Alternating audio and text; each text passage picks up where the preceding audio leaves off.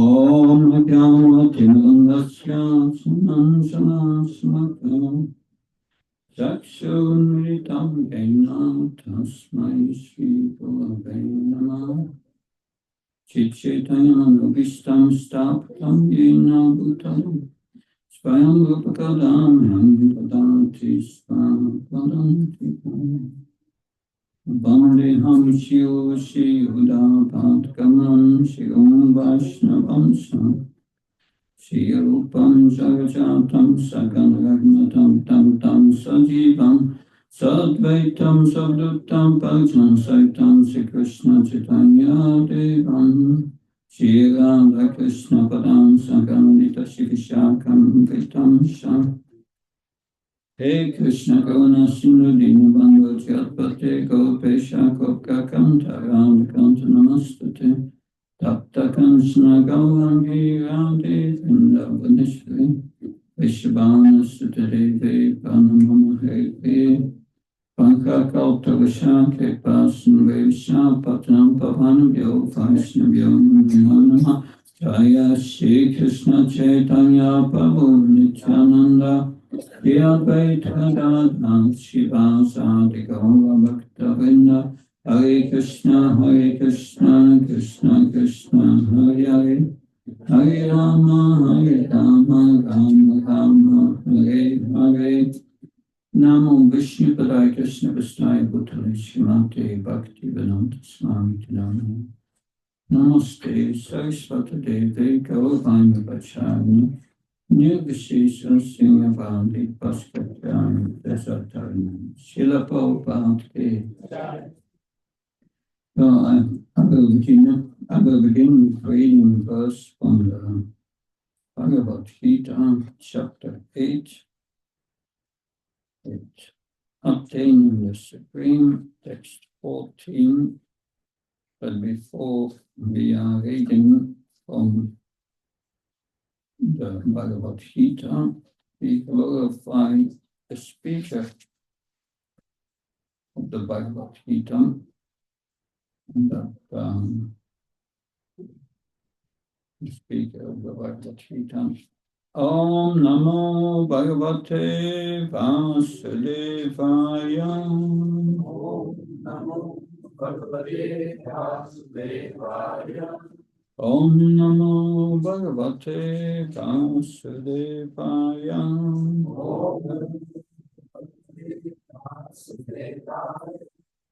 Om Namo Bhagavate Vasudevaya. And this chapter 8, text 24. I just read the Sanskrit and then translation and purport for A.C. Bhaktivedanta Swami Srila Prabhupada Ki. Agnir Jyotir Aha Sukla Sannasam Uttarayanam Tatra Payata Gachanti Brahma Brahma Vidojana. Those who know the Supreme Brahman obtain that Supreme by passing away from the world during the influence of the fiery God in the light at an auspicious moment of the day, during the fortnight of the waxing moon, or during the 6 months when the sun travels in the north. Purport. When fire, light, day, and the fortnight of the moon are mentioned, it is to be understood that over all of them there are various preceding deities who make arrangement for the passage of the soul. At the time of death, the mind carries one on the path to new life. If one leaves the body at the time designated above, either accidentally or by arrangement, it is possible for him to attain the impersonal Brahmajyoti. Mystics who are advanced in yoga practice can arrange the time and place to leave the body. Others have no control if by accident they leave at an auspicious moment. They will not return to the cycle of birth and death. But otherwise, there is every possibility that they will have to return. However, for the pure devotion Krishna consciousness, there is no fear of returning, whether he leaves his body at an auspicious or inauspicious moment, by accident or arrangement. So, Sannasa Uttarayanam. Uttarayanam, when the sun passes on the northern side, that's today Makara Sakranti, is Uttarayanam. That means that the sun goes from the Dakshinayanam, no, the Uttarayanam, from the south to the north. That and that it is said in this verse, a yogi knows, yeah, that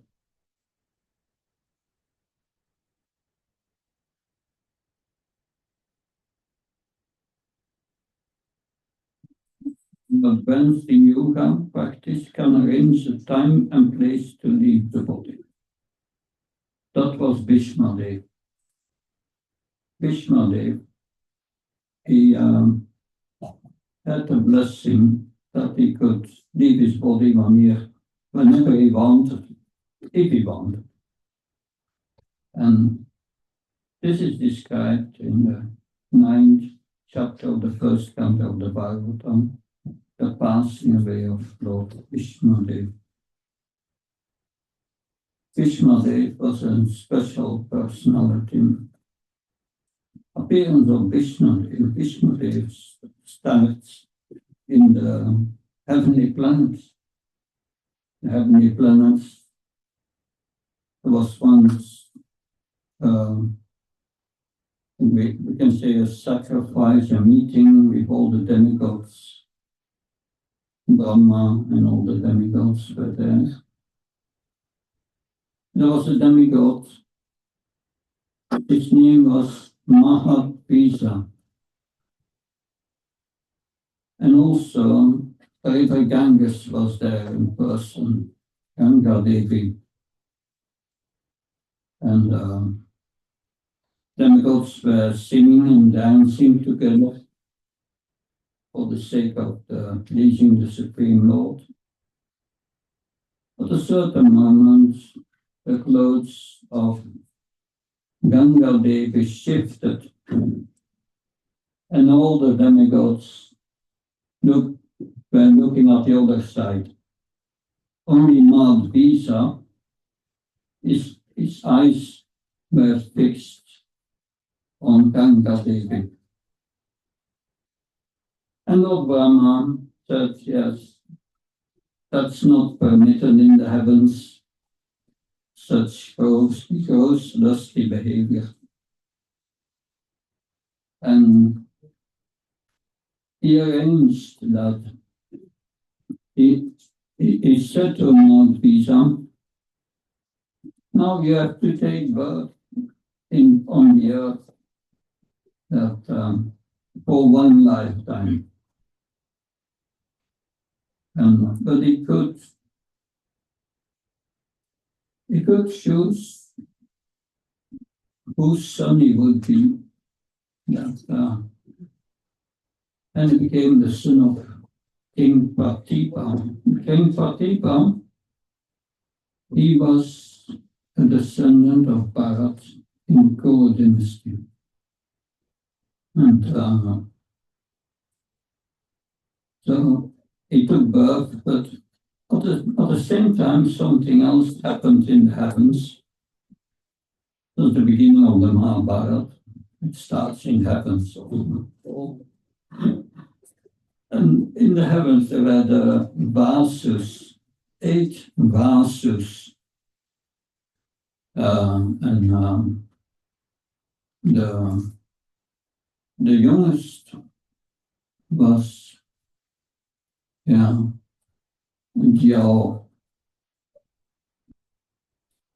And these Vasus at one time, they became envious of the Syllabic, of the heavenly cow that fulfills all desires. And especially because Yao was the youngest of the Vansus. I think it's also called Prabhas. But anyway, his wife said to him, it would be nice if we would have this cow of fascista. It fulfills all your desires, then we don't have any problem anymore. And 8 Vasus, they made a plan to steal this Syllabic cow from fascista. And they stole the cow. But fascista, with his mystic,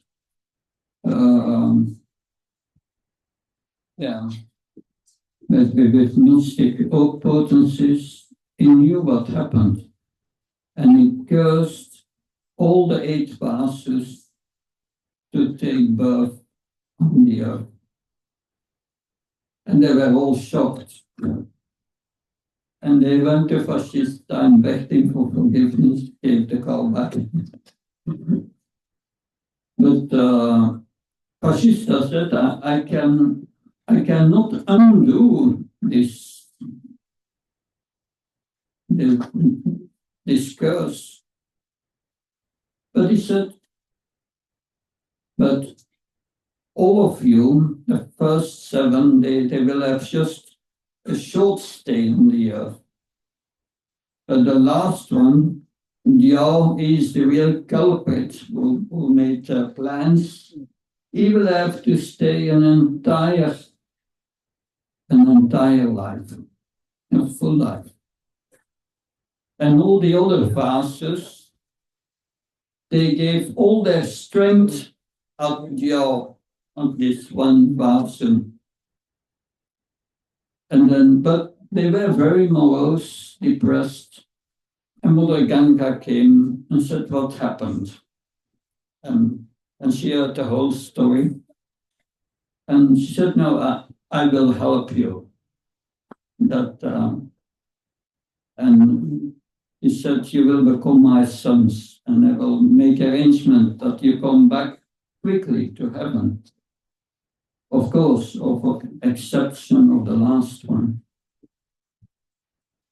So Mount Visa, he took birth as Santanu, King Santanu, the son of Pratipa. And then, of course, one day he was walking near the Ganga and he saw this beautiful girl walking on the water. And he became attracted. That was Ganga. And immediately asked her, please, I'm the king, you marry me. And Ganga said, oh, okay, but there's one condition. That the condition is that you will never criticize my actions. And once you criticize my actions, I will leave, he said. But Santanu was so attracted and said, yes, whatever you want. And the marriage was arranged. But then later, when the first son was born, that Ganga took the son, the baby, and threw it in the Ganga. And that happened 7 times. But he knew sometime he had promised to say nothing, not to criticize her. But when Ganga was going to throw the eighth child in the Ganga, that Santanu said, "Oh, stop, murderers of our children." And Ganga said, "Okay, we will keep this child alive, but I will leave you now, and I take the child with me to heaven." And she disappeared. And then, but she said to Santanu, I will bring him back when he's educated and grown up. So that was the birth of Bhishmadev. Bhishmadev was trained in the heavens in the art of fighting, art of politics, everything, full education. And one day Ganga came back and was standing for King Santanu and gave him his son. But we know that Bhishmadev, then his father later wanted to marry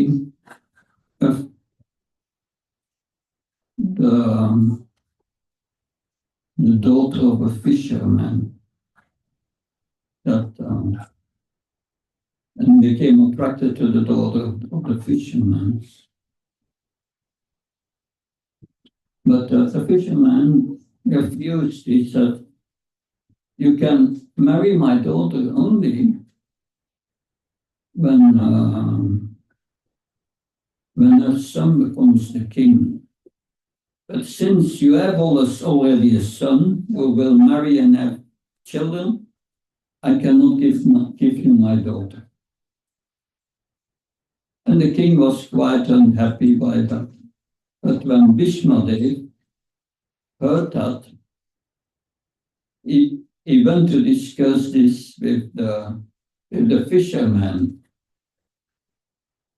And Bhishmadev made a vow, "I will never marry." And then his daughter, I think it was Satyavati, right? She married Santanu. At that time, when he made that vow, all the demigods were throwing flowers from that, and they were all calling out Bhishma. Bhishma means great vow, making such a vow as a brahmachari.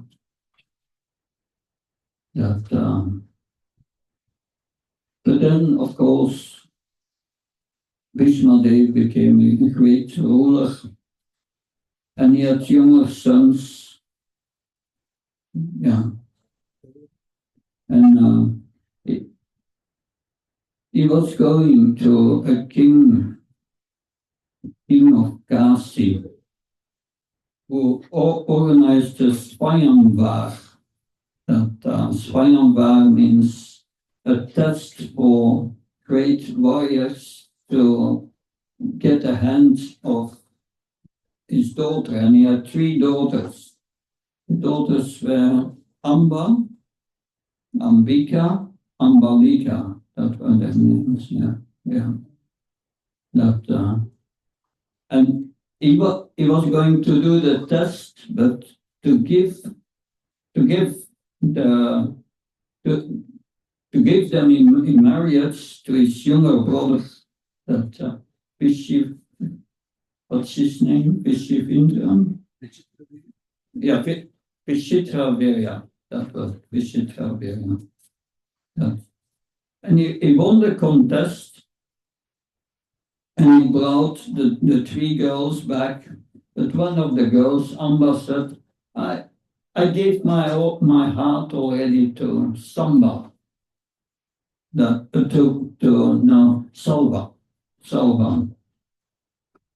But Salva had been defeated by Bhishmadev. But Vishnu said, okay, you gave your heart, you go to him. So she went to Salva, but Salva said, I don't want you, that you have been won by Vishnu. You have to go back.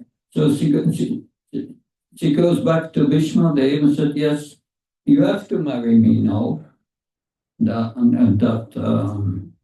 Because my parents also will not accept me anymore. But Vishnu said, I cannot marry. So Amba went to the spiritual master of Vishnu, Parasuram. And Parasuram said, I will take care of it. Parasuram came and ordered Vishnu, you should marry. And Vishnu said, no, I made a vow, I will not marry. And there was a fight with the spiritual man. He was fighting with Parasuram and he won the fight. He won the fight. So he didn't marry. But he got a benediction from his father and from the demigods that he would be unconquerable in battle, and if he would, he could choose when to die, if he would like to die. But we know the whole story, that during the Battle of Kurukshetra, because he was unconquerable. But of course, when Amba, he did not marry her, so she became very, inimical towards Vishnu. And she wanted to kill him, and she did austerities to kill him.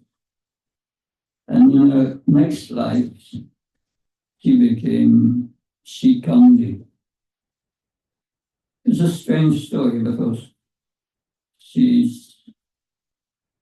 was born as the daughter of a king there, the king of Panchal, I forgot his name, but yes, but she was born and identified as a male when born, but then later it appeared she was a girl. But by the divine arrangements, she became again a man. Interesting. In the beginning of the Battle of Kurukshetra, Arjun, because that's the etiquette. Yudhishthira Maharaj, Arjun, they went to Bhishma and offered their obeisances and asked blessings, please bless us that we can be victorious. And Bhishma gave the blessings. But then they asked Bhishma that, please tell me you are unconquerable, but tell us how we can defeat you, how we can kill you. But later it was revealed how, because Sakranti, who was Amba in previous life, that was fighting at the side of the Pandavas, was fighting against Vishnu, and he was advised, you use, because Vishnu made a vow, I will not defend myself against Sakranti. She's a woman. And when Sakranti would shoot arrows, he would just receive them and he would not defend himself. So the solution was that Arjuna would hide behind Sakranti And then sometimes Sakranti would go aside, and then Arjuna would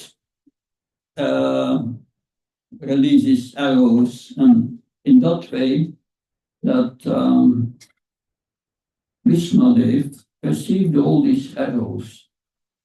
His body was full with arrows of Arjuna, and he fell down on the battlefield. That was on the 10th day of the battle.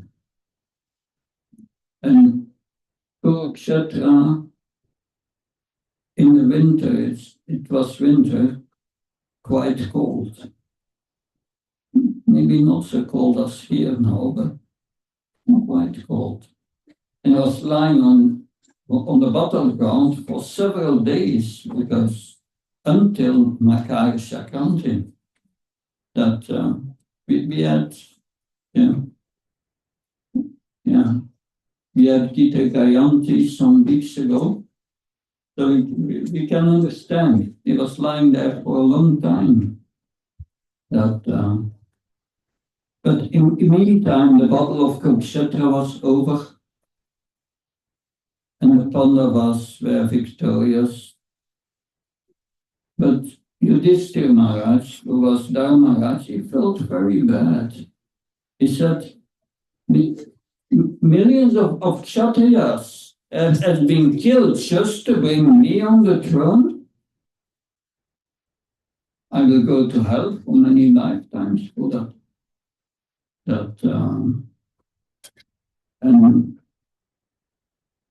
But even Krishna could not convince him. Yes. Because that was Krishna's arrangement, because he wanted him to hear from Vishnudev. Vishnudev was lying on the battlefield, on the ground, on that bed of arrows. And Krishna said to Yudhishthira Maharaj, you should go and hear from Vishnudev. Because Vishnudev is one of the 12 Mahajans that it is in the Bhagavatam, in the 6th canto. Yamaraj is speaking to the Yamadutas, and he says, all the laws are enacted, all the laws of religion are enacted by the Supreme Personality of Godhead. But they are very difficult to understand. There are only the Mahajans who can understand these principles of religion. So they went, the Pandavas, in royal retinue, nicely dressed, went all to see Vishnudev on, it was a few days before this Makara Sakranti. And Vishnudev was very happy to see them, because it was his wish that the Pandavas would rule the kingdom. It was their inheritance, legal inheritance. And he was so happy to see them that, but then he started to speak to, because Krishna was sitting right before him. And he was speaking to Yudhishthira Maharaj. And he said, yes,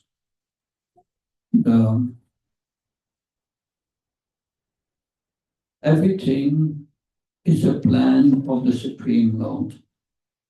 And that plan is very difficult to understand. But he's saying to Yudhishthira Maharaj, you think that all this battle was fought to bring you on the throne, but no, this was all Krishna's plan. And we should follow Krishna's plan. And then by Krishna's will, you have been put on the throne. Now you must do your duty as a king. You must do your duty. Then he said something very important for all of us. He said, if you always follow the instructions of the Brahmins and you follow the religious principles, you will always be protected by these same religious principles. That's also for us very important. If we follow the instructions of Srila Prabhupada and we follow them sincerely and perform our sadhana and trying our best to follow them, we will always be protected by these principles. That's very important. But then Bhishma, it is interesting, he's lying there, all his blood is practically out of his body. Is that a moment to ask someone questions? But Krishna said, you should explain to Yudhishthira Maharaj all the principles of religion, how to rule the kingdom, how to follow Dharma. And for days he spoke to Yudhishthira Maharaj, explaining everything about how to rule the kingdom according to the religious principles. But then at a certain moment, the sun went in Capricorn, Makara Sakranti, and it was time for Bhishma to leave the world because it was an auspicious time. And he was fixing his eyes on Krishna. And he glorified Krishna. And I remember how he was fighting with Krishna. So that's very interesting. Krishna Dev, he fought at the other side. But that has also to do with following Dharma. There are, of course, different levels of Dharma. But the Dharma of a Kshatriya, a warrior, is to fight for those who are maintaining you. And he was following the principle that he was fighting at the wrong side, but he was a devotee of Krishna. But he did his duty. And Vishnudev was always acting for the pleasure of Krishna internally. We see that in the beginning of Bhagavad Gita. In the first chapter, Duryodhana, that part, the first verses of the first chapter are called the Duryodhana Gita. Duryodhana is speaking. And he glorifies Vishnudev, Dronacharya, and so on, but especially Vishnudev. And he says, all the other warriors should support Vishnudev. So Vishnudev is glorified, but he's not interested in glorification. What is the answer of Vishnudev of that glorification? It takes the conch of Vishnu and is blowing the conch. It means its mood was, I'm a Kshatriya and I will give my life on the battlefield. That success and failure is in the hand of Lord Vishnu. It's just his duty for Krishna. And we see that in the battlefield of Kurukshetra, Krishna had vowed not to fight in the battle. because at the beginning of when it was decided that the battle would take place, then at that moment, Duryodhana and Arjuna went to see Krishna in Dwarka. When they arrived, Krishna was still sleeping. But Duryodhana and Arjuna came into his sleeping room. And Duryodhana was just at his face, and Krishna was on his feet. And Duryodhana was thinking, yes, I'm closest to Krishna. If Krishna opened his eyes, he will ask me, oh, Duryodhana, you have come. What can I do for you? But when Krishna opened his eyes, he was straight looking at Arjuna.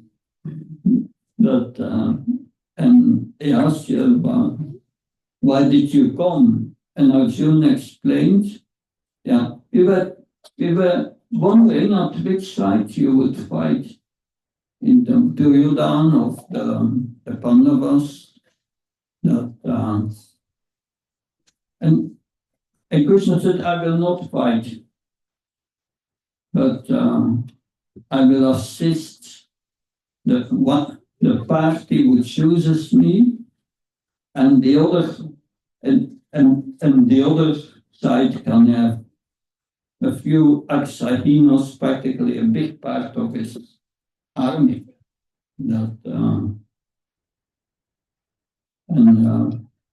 He said to Arjuna, what do you choose, me or my army? And Arjuna said, I'm choosing you. And he became he served Arjuna by driving his car. He became the charioteer. And Duryodhana was very happy. Now I have this big army, so what can go wrong anymore? We are double of the power that. But then Krishna had made that vow not to fight. But at the one certain day in the battle of Kurukshetra, Bhishmadev said to Krishna, today I will kill Arjuna unless you break your vow. And that day Bhishmadev was fighting very heavily. That's the cart of the chariot of Arjuna was very heavily damaged, and Bhishmadev was going to kill Arjuna, but Krishna took a wheel of a chariot and he was running toward Bhishmadev, and Bhishmadev was shooting his arrows, and Krishna accepted the arrows with great love. He accepted it more, with more affection than a pujari would offer a flower to the deity. Because that was Bhishmadev. His relation with Krishna was a servant. But you are serving Krishna in chivalry, in the mood of a Kshatriya. It's very special. But Krishna had to break his vow. That he broke his vow to protect Arjuna, to protect his devotee. In Bhagavad Gita, Krishna says, Name Bhaktya Pranashati. My devotee never perish, Krishna says to Arjuna. And he says to Arjuna, you declare it boldly. Baladev Vidyabhushan is one of the commentators on Bhagavad Gita that And Baladev Vidyabhushan puts lines between the verses of Bhagavad. And so Krishna says, you declare boldly that my devotee never perishes. And Arjuna asking Krishna, Krishna, you are asking me to do that, but why are you yourself not declaring it? Well, Krishna says that I'm from Mathura. Those from Mathura are known as cheaters. But we will never cheat those whom we are loving. And that's very sweet. Krishna cheats everyone in this world through the illusory energy, but not his devotees. Because he loves his devotees very much. But another reason is that Krishna makes vows. And he never breaks his vows, but he had broken his vow with Krishna. But Krishna said, I may break my vow, but my devotee will never break his vow. That is Krishna. But then, yes, Makara Sakranti was there. And that Bhishmadev was looking at Krishna. And Krishna took his full-hand form before Bhishmadev, and then his two-hand form. And just gazing at Krishna, he left his world.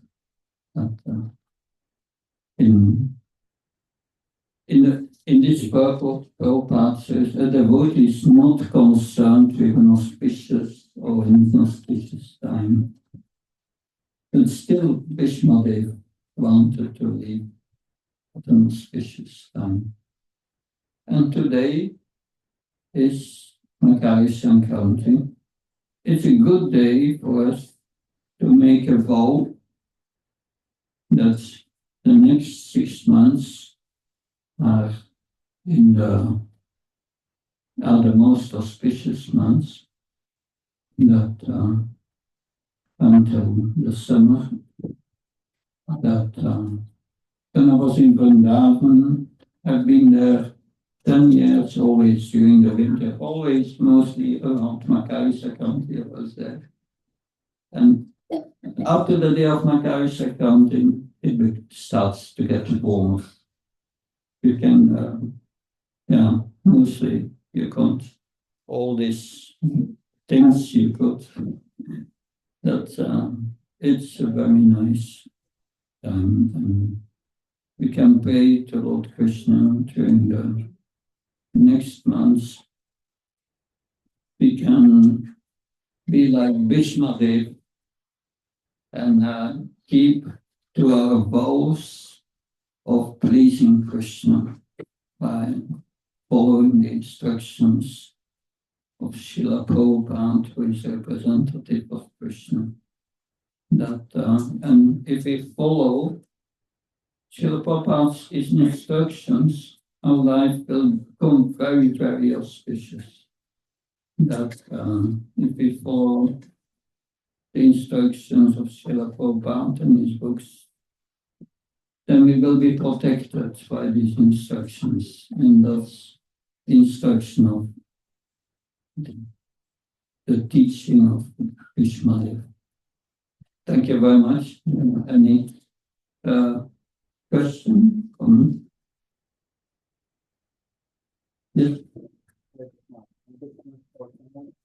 For the very amazing class. I had a question about, since you read from the paper itself, I think the statement that devotee does not need to wait for the auspicious or inauspicious time. And Vishmadev, being a Mahajan,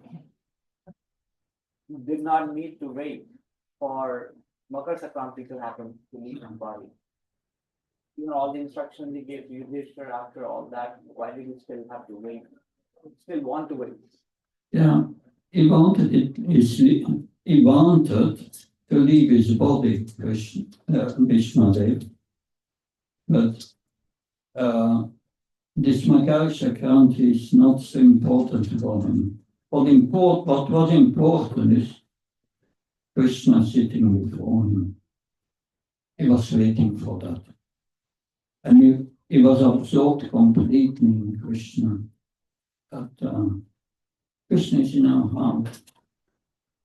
That so like when we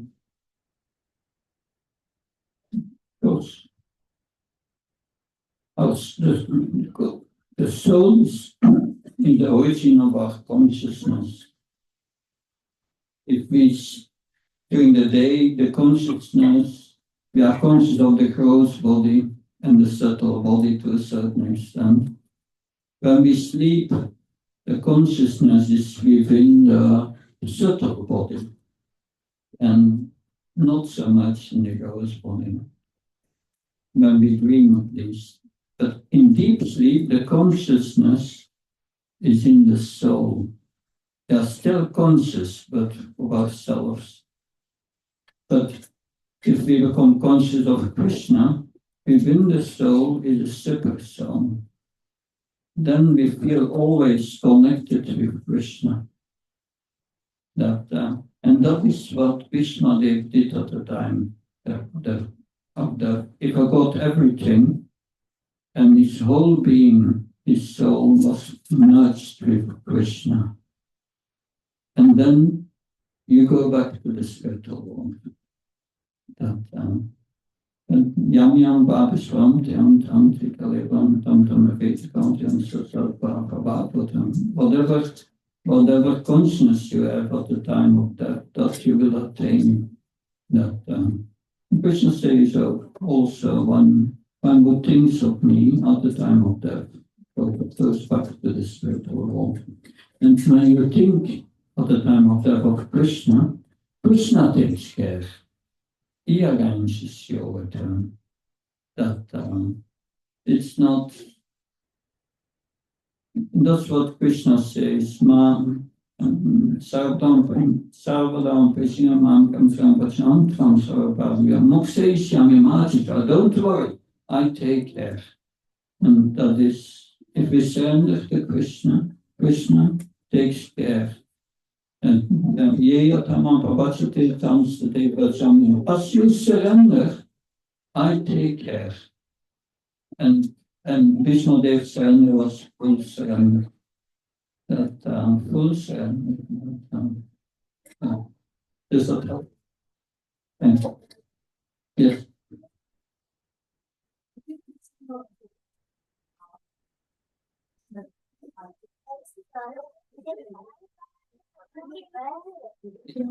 That the reason was that he wanted first the battle to be ended and that the Pandavas would be victorious, because that was what Vishnudev wanted to see. He wanted to see them victorious. And that was the fear of Duryodhana, that Vishnudev would not fight with his full strength because he was so affectionate to the Pandavas. And that was his. And after he saw that, when he saw the Pandavas in royal dress before him, he felt so happy and at peace. He said, "Now I can go, but I want to fix my mind with Krishna." He was a well-wisher of the Pandavas. Thanks. Good. Thank you very much. Yeah. What does it mean by during 6 months when the sun travels to the north? How do you the sun travels to the north? Yeah, so it's traveling in. It is astronomical that when it travels to the north, our days become longer. When it travels to the south, our days become shorter. But I think that there is an explanation for that. It's in the fifth canto. The fifth canto, Prabhupada speaks about that. It's Uttarayanam, traveling in the north, that anyway, I'm not an astronomer. Well, thank As one more, coincidentally, we were reading the next verse of yesterday. It says, Dhuma Ratri Kata Krishna. yeah. So, one who leaves the body in the smoke. What is leaving the body in the smoke? Yeah, it means, yeah. So this verses means, but this is for the yogi who attains perfection, which is very rare. It's Astanga yoga, not a Bhakti yoga. But when during the Uttarayana, one leaves the body on in the period that the moon is waxing, the Gaurapaksha, and during the day, not during the night. There are many conditions. Then the yogi obtains the Brahmajyoti, does not come back. Otherwise, comes back. When the sun travels in the south, it comes back. And during the smoke, yeah, and that it means during when there is fog or something, then it also doesn't work. It is very, yeah, because when they leave their body at that time, then they go to the Susamari, there's a Milky Way, the circle of planets, and then they go to a planet where they are the Agni, a planet of fire, and there they become further purified, and then they continue to the Brahmajyoti. But it's so many conditions, practically impossible to obtain. But Bhakti Yoga is simpler. Krishna takes care. And we don't go to the Brahmajyoti. We are transiting Brahmajyoti to Vaikuntha or Goloka. Not different destination. Thank you. Hare Krishna. Yeah? The south. Yeah. No, that's what Prabhupada says. But the devotee is not concerned with that Krishna takes care. Every moment the devotee leaves his body thinking of Krishna is auspicious. Go back to the spiritual one. That's mentioned here, that's mentioned also at the end of the purport. At the end of the chapter in the book. Thank you. Yes. Thank you so much.